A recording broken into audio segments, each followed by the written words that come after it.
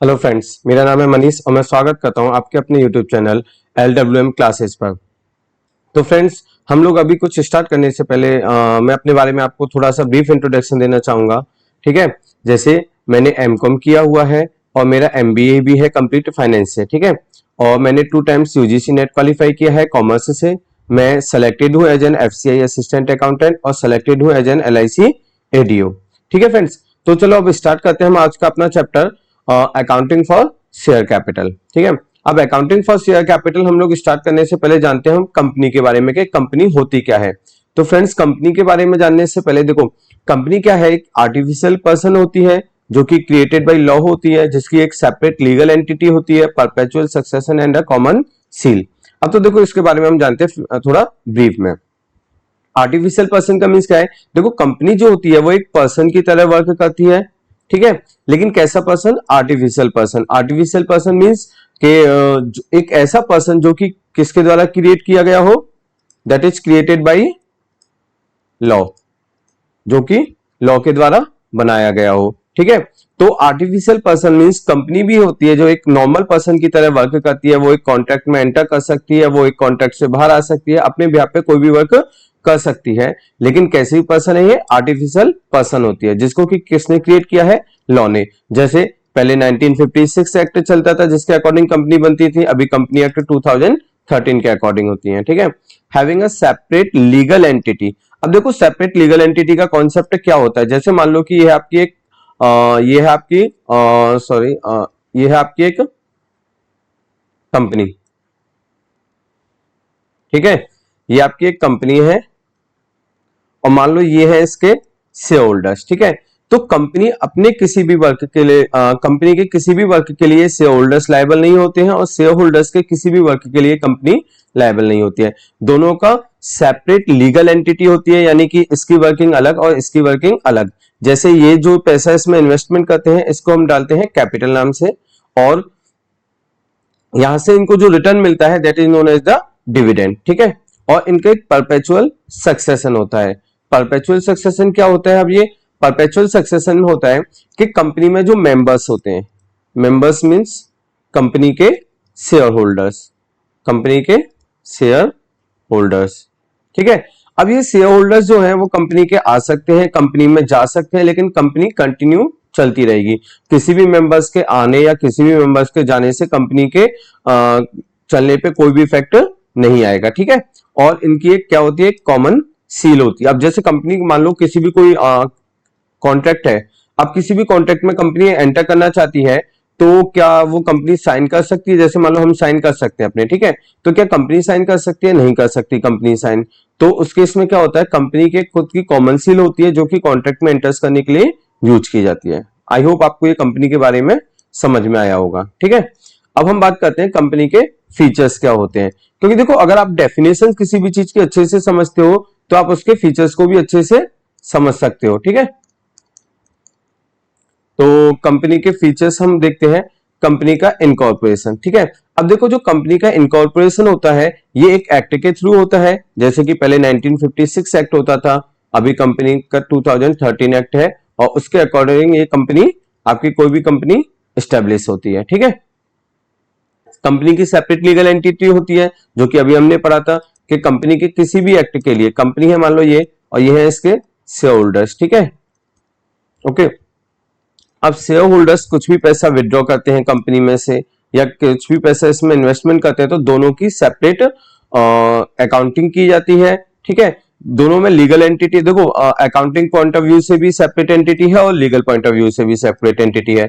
Legal point of view से in the sense कि जैसे मान लो कि शेयर होल्डर्स ने कोई फ्रॉड किया है तो उसके लिए कंपनी कोई लायबल नहीं होगी। ठीक है, और कंपनी में कोई फ्रॉड हुआ है तो उसके लिए शेयर होल्डर्स लायबल नहीं होते हैं। शेयर होल्डर्स केवल लायबल होते हैं केवल अपने जो भी इन्होंने शेयर कैपिटल में अपना अनपेड अमाउंट जो है वो पेड नहीं किया है, उसके लिए शेयर होल्डर्स लायबल होते हैं। फिर हम बात करते हैं आर्टिफिशियल पर्सन की। तो आर्टिफिशियल पर्सन, जैसे कि अभी हमने देखा था कि क्या होता है आर्टिफिशियल पर्सन, यानी कि कोई भी एक ऐसा पर्सन जो कि मैन मेड होता है। ठीक है ना, जैसे कि जो लॉ के द्वारा बनाया हुआ है। ठीक है, तो ये क्या हो गया, आपके एक आर्टिफिशियल पर्सन हो जाते हैं। ठीक है, अब परपेचुअल सक्सेशन। परपेचुअल सक्सेशन भी हमने देखा था। इसमें क्या होता है कि जो मेंबर्स होते हैं कंपनी के, मेंबर्स इन द सेंस जो कंपनी के शेयर होल्डर्स होते हैं। देखो होता क्या है कि जैसे पार्टनरशिप होती है, पार्टनरशिप में मान लो कि आपके 3 पार्टनर्स हैं, ठीक है। अब मान लो वहां से 2 पार्टनर्स आपके चले जाते हैं, तो होगा क्या कि एक पार्टनर बचेगा और पार्टनरशिप आपकी खत्म हो जाएगी। लेकिन कंपनी के केस में क्या होता है कि ऐसा नहीं होता, मेंबर्स आ सकते हैं, मेंबर्स जा सकते हैं, मेंबर्स इंसॉल्वेंट हो सकते हैं, जिससे कि कंपनी पे कोई इफेक्ट नहीं आता है, ठीक है। अब लिमिटेड लायबिलिटी, अब देखो लिमिटेड लायबिलिटी जो होती है कंपनी की वो 2 पॉइंट ऑफ व्यू से होती है, एक तो शेयर कैपिटल और एक गारंटी से, ठीक है। जब हम बात करते हैं शेयर कैपिटल की, तो share capital in the sense देखो, जैसे मान लो कि एक शेयर है जिसकी फेस वैल्यू है 10 रुपए, ठीक है। अब इस पर आप लोग पे कर चुके हैं, हम लोग 7 रुपए, ठीक है, हम 7 रुपीज इस पे पे कर चुके हैं, तो कितने अभी अनपेड है, 3 रुपए। अब ये जो 3 रुपए अनपेड है, यही अनपेड अमाउंट क्या कहलाता है आपका, यहाँ पे इनकी लायबिलिटी आ जाती है शेयर होल्डर्स, यानी जो शेयर होल्डर्स लायबल है वो केवल 10 रुपए देने के लिए लायबल है, जितनी उसकी फेस वैल्यू है एक शेयर की। अब मान लो अगर 7 रुपए पे कर दिए तो जो शेयर होल्डर है वो केवल 3 रुपीज ही पे करने के लिए लायबल है, ठीक है। और कंपनी लिमिटेड बाई गारंटी क्या होता है, इसमें जो मेंबर्स होते हैं कंपनी के, जो शेयर होल्डर्स होते हैं, वो गारंटी देते हैं कि जब भी कंपनी का लिक्विडेशन होगा, जब भी कंपनी का वाइंडिंग अप होगा, उस केस में ये लोग एक फिक्स्ड अमाउंट पे करेंगे कंपनी को, ओके। अब ट्रांसफरेबिलिटी ऑफ शेयर्स, देखो ट्रांसफरेबिलिटी ऑफ शेयर्स देखते हैं तो हम बात करते हैं 2 टाइप की कंपनी होती है आपके, एक प्राइवेट और एक प्राइवेट लिमिटेड कंपनी होती है, ठीक है। अब प्राइवेट कंपनी में जो आपके ट्रांसफरेबिलिटी ऑफ शेयर्स होते हैं रेस्ट्रिक्टेड होते हैं बाई एमओए, इसको हम डिटेल में पढ़ेंगे जब हम लोग प्राइवेट कंपनी के बारे में सेपरेट पढ़ेंगे। और एक होती है public limited company, sorry public limited company, ठीक है। अब ये पब्लिक लिमिटेड कंपनी क्या होती है, इसमें ना जो कंपनी के शेयर्स हैं वो इजीली ट्रांसफर किए जा सकते हैं, किसी को भी हम लोग इनको शेयर्स को इजीली ट्रांसफर कर सकते हैं, ठीक है। अब देखो बात आती है मैनेजमेंट एंड ऑनरशिप। ऑनरशिप जो होते हैं, जो कंपनी के ऑनर्स होते हैं, कंपनी के ऑनर्स होंगे, और मैनेजमेंट कौन होता है, जो कंपनी को रन कराता है, ठीक है ना। कंपनी के डे टू डे के जो डिसीजंस होते हैं वो मैनेजमेंट लेता है। तो कंपनी में जो मैनेजमेंट होता है और ओनरशिप होते हैं वो दोनों डिफरेंस होते हैं। कंपनी रन कराई जाती है डायरेक्टर्स के थ्रू, मैनेजमेंट ऑफ डायरेक्टर्स के थ्रू, और जबकि जो ओनरशिप होती है वो कंपनी के शेयर होल्डर्स हो सकते हैं। जैसे फॉर एग्जांपल आपने किसी कंपनी के कोई शेयर्स खरीदे हैं, ठीक है, तो आप भी उस कंपनी के ओनरशिप में आ जाओगे, आप भी उस कंपनी के ओनर बन जाओगे। वो फैक्ट बात है कि वो जो भी बात है वो मान लो आप 0.1% से बनते हो, कितने से बनते हो, ठीक है, लेकिन मैनेजमेंट आप कंपनी के नहीं रहोगे, ठीक है। और कॉमन सील, कॉमन सील में क्या होता है कि जैसे मान लो कि कंपनी को कोई भी कॉन्ट्रैक्ट एक्ट, कंपनी को कोई भी किसी के साथ में एग्रीमेंट करना है, ठीक है ना, कोई कॉन्ट्रैक्ट करना है, तो कंपनी अपने साइन तो वहां पे कर नहीं सकती है, ठीक है। तो उस केस में क्या होता है कि कंपनी की खुद की कॉमन सील होती है, कंपनी की मोहर होती है, जो कि उस एग्रीमेंट को यूज करने में की जाती है, ठीक है। अब हम बात करते हैं काइंड्स ऑफ कंपनी की, कि कंपनी के कितने टाइप की होती है कंपनी। सबसे पहले हम बात करते हैं 1% कंपनी की। पहले 1% कंपनी का कॉन्सेप्ट नहीं था, लेकिन कंपनी एक्ट 2013 से आपका कंपनी 1% कंपनी का कॉन्सेप्ट आता है, जो कि ये बताता है कि कंपनी क्या होती है, कंपनी एक which has only 1% as a member, यानी कोई भी एक ऐसी कंपनी जिसमें केवल एक ही पर्सन उसका मेंबर है, वो क्या कहलाती है, 1% कंपनी। अब देखो इसमें कुछ रूल्स हैं जो कि कंपनीज इनकॉर्पोरेशन रूल्स 2014 ने बताए हुए हैं। जैसे पहली बात, only a natural person being an Indian citizen and resident in India can form 1% company. यानी कि देखो होगा क्या कि जैसे मान लो अभी हमने बात की थी कि कंपनी क्या होती है, नॉर्मल कंपनी एक आर्टिफिशियल पर्सन होती है। तो जैसे मान लो फॉर एग्जांपल कोई भी कंपनी है, तो क्या वो एक 1% कंपनी ओपन कर सकती है, तो नहीं कर सकती है। क्यों? क्योंकि एक नेचुरल पर्सन ही ओपन कर सकता है, ना कि एक आर्टिफिशियल पर्सन। दूसरी बात, मान लो कि कोई फॉरेनर है, वो कंपनी ओपन करना चाहते हैं 1% कंपनी इंडिया में, तो क्या वो ओपन कर सकते हैं? तो वो नहीं कर सकते हैं। क्यों? क्योंकि एक इंडियन सिटीजन होने चाहिए, और वो कहां पे रेसिडेंट होने चाहिए? इंडिया में। Can form 1% company. Second point, it can not carry out non banking financial investment activities, ठीक है। और इसकी जो पेड अप शेयर कैपिटल है वो 50 लाख रुपए से ज्यादा नहीं होनी चाहिए। पेड अप शेयर कैपिटल, अभी हम इसके बारे में डिस्कस करेंगे कि क्या होती है paid up share capital, authorised capital क्या होती है, सब्सक्राइब्ड कैपिटल क्या होती है। सेकंड, इसका जो एवरेज एनुअल टर्नओवर है of 3 years should not exceed rupees 3 crore, ठीक है ना। लास्ट 3 इयर्स का जो इसका एवरेज एनुअल टर्नओवर है वो 2 करोड़ रुपीज से इंक्रीज नहीं होना चाहिए। टर्नओवर इन द सेंस इनकी जो टोटल रेवेन्यू जनरेट होती है आइदर फ्रॉम सेल्स या सर्विस, जो भी ये लोग वर्किंग करते हैं, तो वो 2 करोड़ रुपए से ज्यादा नहीं होनी चाहिए पास्ट 3 इयर्स के एवरेज, ठीक है। 1 person can form only 1 person company और become nominee of 1 such company, ठीक है।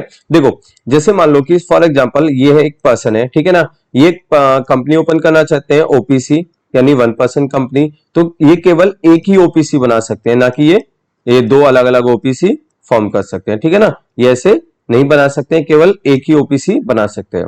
अब मान लो कि ये पर्सन है, ये चाहता है कि मान लो मैं ये 2 ओपीसी हैं, इन दोनों में नॉमिनी बन जाऊं, ठीक है ना। नॉमिनी यानी कि मान लो कि जब कंपनी के रियल ओनर्स की डेथ हो जाए, कुछ भी हो जाए, इंसॉल्वेंट हो जाए, तो उस केस में वही वहां पे वर्किंग करेगा, ठीक है। तो अब क्या ये 1 पर्सन जो है ये सिंगल पर्सन है, मान लो ये इंडियन सिटीजन भी है, ये नेचुरल पर्सन भी है, ये रेसिडेंट रहता है इंडिया में, तो क्या ये फॉर्म का दोनों में नॉमिनी बन सकता है? नहीं बन सकता। यानी कि सिंगल कंपनी में नॉमिनी बन सकते हैं और सिंगल कंपनी ही फॉर्म कर सकते हैं वन ओपीसी, ठीक है ना। It can not be form for charitable purpose, यानी जो भी 1 पर्सन कंपनी है वो चैरिटेबल पर्पज के लिए फॉर्म नहीं हो सकती है। अब बात करते हैं हम प्राइवेट कंपनी के बारे में। प्राइवेट कंपनी क्या होती है? तो a private company is one which has a minimum paid up share capital as may be prescribed and which by its article of association. देखो कंपनी के दो एक इंपोर्टेंट डॉक्यूमेंट्स होते हैं, एक होता है एओए और एक होता है एमओए, आर्टिकल ऑफ एसोसिएशन और मेमोरेंडम ऑफ एसोसिएशन। तो एक प्राइवेट कंपनी क्या होती है? एक ऐसी कंपनी जो कि अपने आर्टिकल ऑफ एसोसिएशन के द्वारा रेस्ट्रिक्ट करती है क्या?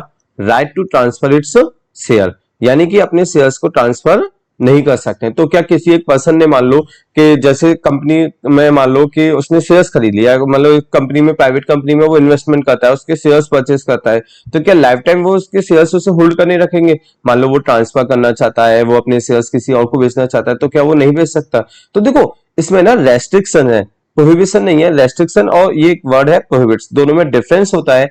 रेस्ट्रिक्ट में क्या होता है कि उसमें कुछ मतलब उसमें कुछ चीजों को कुछ कंडीशंस डाल दी गई हैं, अगर आप उनको फुलफिल करते हो तो आप उस वर्क को कर सकते हो। जैसे ट्रांसफर ऑफ शेयर्स के केस में हम बात करते हैं, तो हमें क्या करना होता है? सबसे पहले हमें कंपनी के जो डायरेक्टर्स होते हैं, हमें जो कंपनी को इन्फॉर्म करना होता है कि हम अपने शेयर्स को बेचना चाहते हैं। तो कंपनी क्या करती है कि पहले जो भी एग्जिस्टिंग शेयर होल्डर्स है, एग्जिस्टिंग मेंबर्स है, उनसे बात करती है कि आप शेयर्स खरीदना चाहते हो।